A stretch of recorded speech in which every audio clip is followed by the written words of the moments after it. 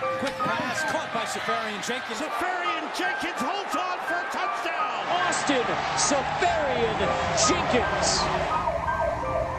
Just confirmed, Austin Seferian-Jenkins has been arrested for driving under the influence. Get in an accident and all of a sudden everything goes black. So like you think you're dead for a second and then you wake up and you're alive.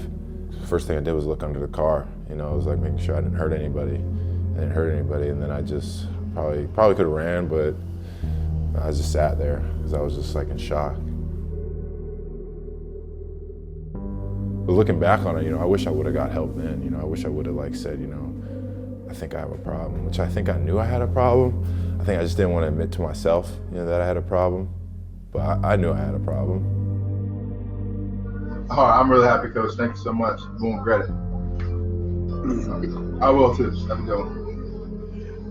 Tampa Bay.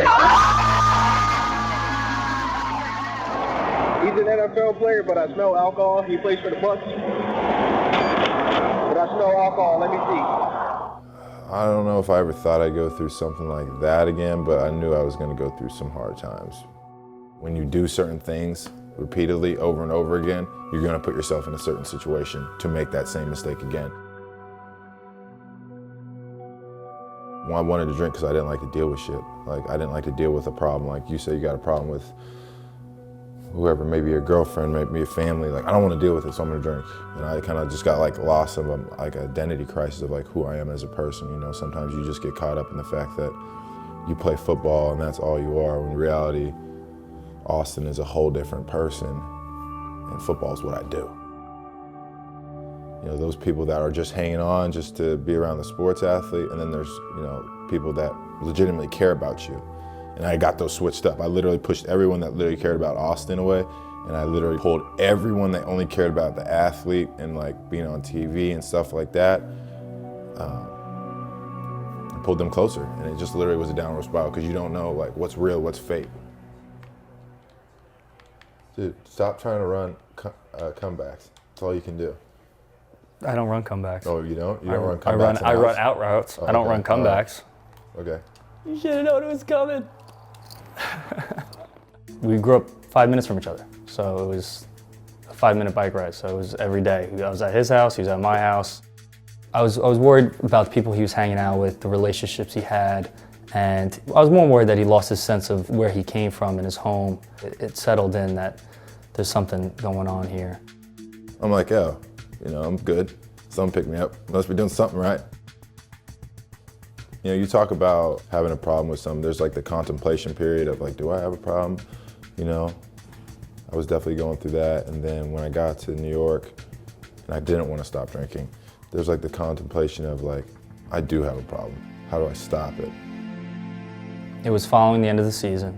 He suffered a hamstring injury in the last game. And when he's worried and when he's upset, he results to drinking.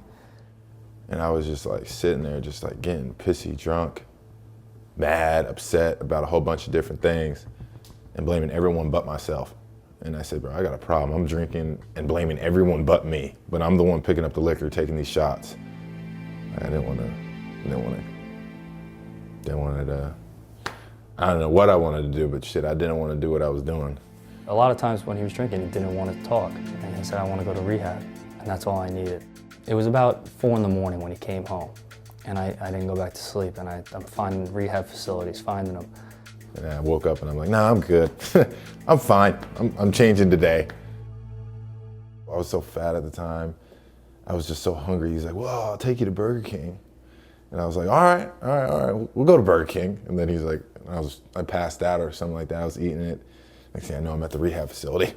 On the ride home, I was just thinking, please, you know, I was praying, please just stay there, because he could leave.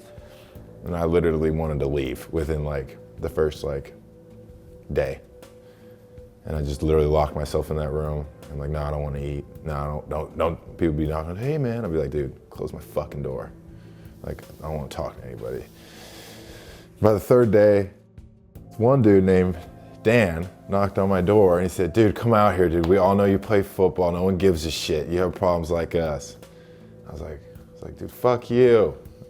And he was like, fuck you too. And then walked in the room. He's like, you know, I'm a barber, you're looking pretty bad.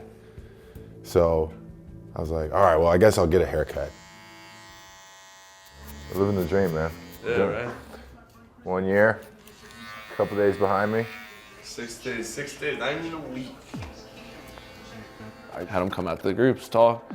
You know, he got real into it. It was pretty cool, you know, just seeing somebody who didn't want to come out. I was just like, all right, I'm gonna stay here for the time I'm supposed to be here, get it done, do nothing, and leave. And after 3 days, he started doing the work, and that's the hardest part, is admitting you have that problem. It's hard, but he was willing to do it. I always thought that seeing Austin become the athlete that he is would be the most amazing thing I'd ever see come from him. And it's not even close. Seeing him transform himself and heal himself, it's really amazing.